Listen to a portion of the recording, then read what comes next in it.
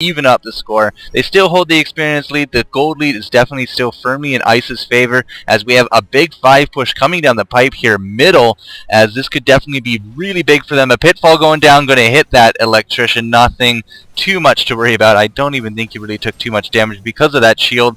But where's the defense right now? We have kind of a scattered defense as we're still waiting for Papa Drake here to come into the mid. I guess they're just going to give it up. They don't really have any kind of incentive at this point to do anything about it. Going to be blowing their rune. Great, fine. Just adds a little bit of extra time. We do have the double damage rune on Devour, and now they're just going to push back away from this mid. So I guess, I don't know, a little bit of a passive game. They're going to extend the gold lead a little bit here with that tower. And I don't know, are they going to keep pushing here, Asway, or are they going to back off and do some farming? They could push. They've put in TSoG in their base. They're confined to their base. They put them on the defense, really. That token, it's really hard to initiate now. Having that token, you know, you don't want to mess up. Yeah, definitely. And just imagine an electrician with, you know, the token at first, the levels, and the farm that he has right now. And also, if he gets a focus buff from Chipper, it's going to be incredibly hard to take him down. And he can stay in those fights for a very long time and dealing just the massive amounts of AoE damage that he's definitely capable of dealing. They're going to have big troubles dealing with this electrician right now. And, you know, I like the very aggressive playstyle that Ice are taking, not waiting for the enemy team to do anything, but, you know, proactive themselves, working towards the victory. Well, Luke, I'm really glad you brought up those points, because they just comboed down that Gladiator here at the 1947, 48, 49 minute mark, and now with a 4v5 in the cards, it does look like we will be pushing up into this mid. Devour positioning himself very nicely for a hook, but there is unfortunately no one there to hook, so in goes the creeps. We're going to see a lot of damage going down. Briz, of course, with his level 10, he is the captain of the team at this point with a lot of hit points, 1100. He has all his armor items. That really is a lot of armor, and his extra life. It just does not look like TSoG wants to deal with this at this point, but they don't have that defense glyph anymore, and now I guess they're going to take the consolation prize of a little bit of 1 minion. They killed 1 minion of Ophelia's, and it wasn't even the Minotaur. It kind of almost looked very passive there, very scared to get in there. What do you think, Asway? It's really hard to do anything. Like, you have an electrician with a token. He runs at you. You have two options. Either fight him or back out. There's no point in fighting him, because if you go on him, his team's going to be right there to help him. So really, your only option is to back out. You can't do anything against him if he just runs at you. You know, that's what he kind of did. He pushed past the tower a little bit, and they backed.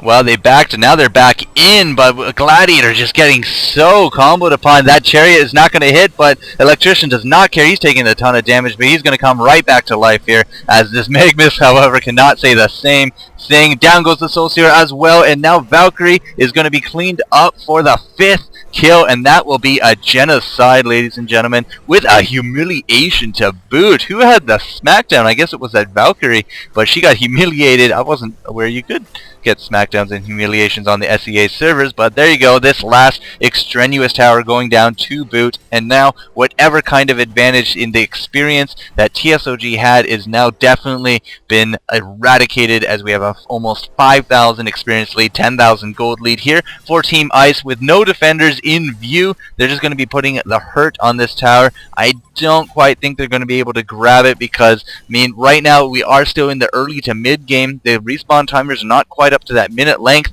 and just look at these defenders now swarm in, but that's a lot of damage on these towers, and really Ice showing that, hey, we're not afraid to team fight and push in here. And it can't be the best of mentalities here for TSoG, eh, Luke?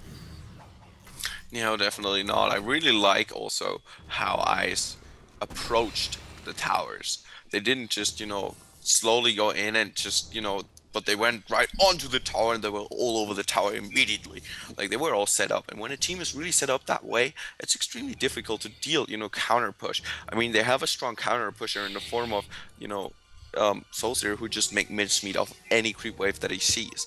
But they really have not been able to bring that into great effect. And also, you know, Ice were really good at just picking off Gladiator. He got hooked or combo down before the fight even started 2 or 3 times now, and that is, if you're going up against 4 versus 5, it's never been going to be good, especially with such an important hero as Gladiator. Or wouldn't you agree, Asway? Oh, for sure. Like killing the Gladiator, the guy on your team who's going to do most all the damage, completely taken out of the fight. You have no more damage output, really. It's a really good job of Ice keeping that Gladiator down and killing him every chance they have. Every chance they have, which is, I mean, as we said, they're all being very aggressive, they're taking control of the map, and they're really putting the hurt here on TSoG. Now, I'm just hitting the 23, 33, 34, 35-minute mark, and at this point I'm just taking a quick look around. Items abound, and I just saw one here on the Soul Stealer that brings up the age-old question, what can I get for you here, Asway? Portal Key versus this Assassin Shroud sitting here nice and pretty on Soul Stealer. Horrible pickup. I really don't like it. Yeah. Why get it? All you could do invis ulti. Well, you're not going to do that. You should have gone, the Shrunken Head. It would have helped for so many more other things. And look, Valkyrie, middle lane, instantly dead, got picked off. Now they can push again. It's 4v5. Absolutely. And I was just like, what a horrible, horrible pickup. I generally try to understand the way that people think when they pick an item up that I don't, when I don't understand it, when I don't get the direct idea behind it. But as I said, when you were mentioning the items of Soul Stealer, I was imagining that he went for the Shrunken Head, which would have been the most reasonable pickup at this time, because it would have prevented so much magic damage from this team. But no, he goes for the Assassin Shroud, and there, as much as I see it, like what people do with it, it is inferior in terms of positioning to the Portal Key. It gives you some carry potential. Luke, I'm just going to cut you off here because I know you're behind, but the Chariot going in, down goes the Chipper ult, and Magmus like sliver of hit points. I don't think you're going to get out of that, but here comes the Soul Stealer ultimate. Now, of course, we did throw down these Wards of Revelations. We do know the Gladiator and the Soul Stealer both have Assassin Shrouds, so we'll talk about that in a minute, but this is just so easily countered with these Wards of Revelations, and it really showed in this team fight, as we did have Gladiator, Voodoo Jester, and Soul Stealer all go down. Two of those users, coincidence or not, they do have those invisible cloaks, and it just did not seem to do them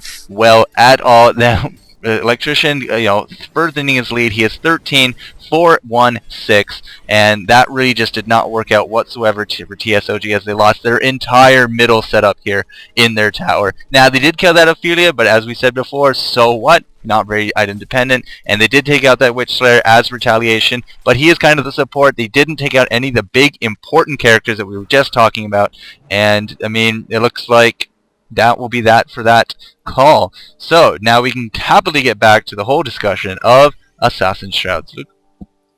No, I was just, I think most people understand what I'm trying to say, because it's so often, it has been so often discussed. Very interestingly enough, as you said, they lost a lot right now with those middle racks. And racks, the earlier you take them, the better, because when it's late in the game, I mean, it's always a big loss. But in late game, you can take them, can take a pushing creep wave out quicker, easier. But the earlier you lose them, it's really, really bad. And I think that the Hellborn will hesitate from pushing for just a little second. So we can say that Ophelia, for instance, picked up an Astrolabe, which is very good, keeping her team alive for all the magic damage of the Legion team. And after that, the Legion team don't have that much to offer right now. They really don't. They're like, Soul Stealer doesn't have his items yet. Gladiator has an Assassin Shroud, so they can double invis, but that is not so much damage if you procs it, and really nothing else. Nothing else. If they live through the initial burst damage, they basically win the fight. Well, with all that, I mean, that was quite a mouthful, but as well, the Astrolabe, we do have her minions to keep alive as well. To go with that, we do have Devour with a Barrier Idol, so it's like the ultimate combination there. You got the extra group heal, you have Ophelia's ultimate group heal. Devour can heal himself with that Staff of the Master, which he does not have, so I'm going to leave that point alone. But then, of course, Barrier Idol for all the magic damage. Now, I mean, speaking of that magic damage, we do have a good mix there on Papa Drake with that Soul Steer. The ultimate coming out of Voodoo Jester is purely physical, so that's kind of useless there. But, I mean, a lot of damage is going to be mixed from the Gladiator as well, and arguably, I would say a lot of magic coming out of both Valkyrie and the Magnus. So Barrier Idol with the Astrolabe going to keep these guys alive in these team fights a lot. And quickly, just before the game ends, what other kind of items do we have here, Asway? We have Valkyrie does have the Quick Blade, most likely gonna go Firebrand to Geometer's Bane. Great pickup.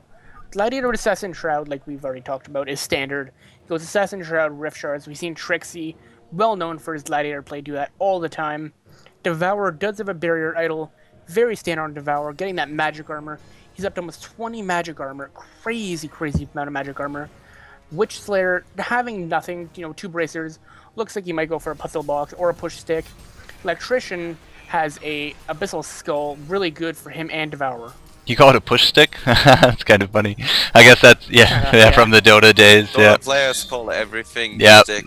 Thunder stick, push stick, old stick. It's all good. It's all good. But Word of Revelation going down. The Valkyrie ult, which I kind of find funny because 2 of their members already have that Assassin Shroud, is not going to be used at all because Ja puts down the Word of Revelation. So any advantage they can get out of that is just quickly taken. The tower is down. The melee barracks is down. The range looks to be going down as well. Strangely enough, that team fight actually had no deaths, which is a little bit of atypical when you go in on each other like that. But the tower's down, the barracks is down, the second combo. This is 2 lanes now down for TSoG, which means that they have to be really, really paying attention. And I think they would have figured out by now that your invis sticks are in cloaks and whatever sticks, right? That's what we're going with, right? But they're not going to be very useful here with these Wards of Revelations just thrown down. Ja is really carrying around a lot of those. He's down to 1, but he's put down quite a few this game. It's really, I mean, after that Valkyrie was picked up, I guess it kind of had to pay attention to that. And of course, as you said, Gladiator, very standard to get that Assassin Shroud with the Rift Shards, although I don't think he's quite going to get too far with that this round. And of course Soul Steer with his as well. So Ice backing off 15-8 for Ice, and they have really a good lead here in the experience and the gold. So I don't know, right now they're kind of backing off. They're probably going to regroup to the top, but what do you think? I mean, how's the rest of this game going to go, Asway? I see the game going, actually Chipper has Gnome's Wisdom right now. Looks like he's going to go for Staff of the Master, adding a slow to his ultimate, also giving more armor to the Electrician. Electrician at 19 armor right now alone. It looks like they're actually going to go push top, get the top racks, and just end the game there.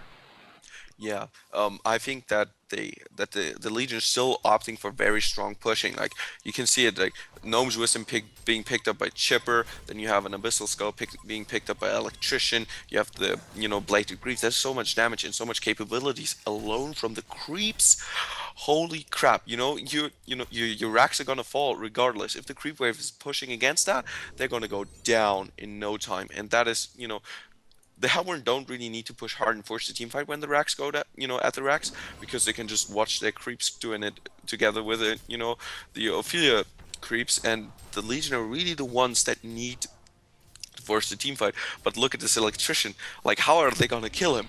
And I think that Electrician is really the core of this strategy. Well, Luke, they're going to try their best. Magnus goes in. The Chariot finally going to get a great hit off, but so far, I don't think that Soul Steer ultimate actually hit anybody, but a Silver Bullet's going to take him down with a Smackdown to boot, as we did have Devourer and Ophelia go down for this Soul Steer, but Brizzed, he does have that Token of Life. He is going to be using it as well. He's been chasing off this entire Legion team, and now we got Chipper, Witch Slayer, and Electrician. They look to be in full retreat, so that push kind of could have went better for them, as we see a good amount of signs of life here from TSoG. They're not going down without a fight, but all they lost there was the Soul Stealer. Arguably, however, he's kind of the one they want to keep alive. He is the top farmer of their team, top level to boot.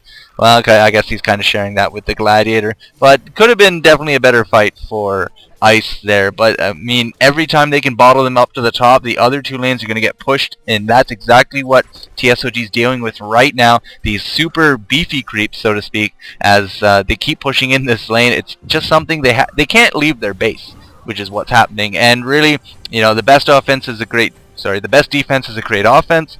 And right now they're kind of stuck on defense. So I don't know. Asway, I mean, that fight, I mean, that's not really going to put Ice back, I don't think, at all. Definitely not. The fight definitely went in TSG's favor. They were on top of the hill by the tower. Valkyrie used their ultimate.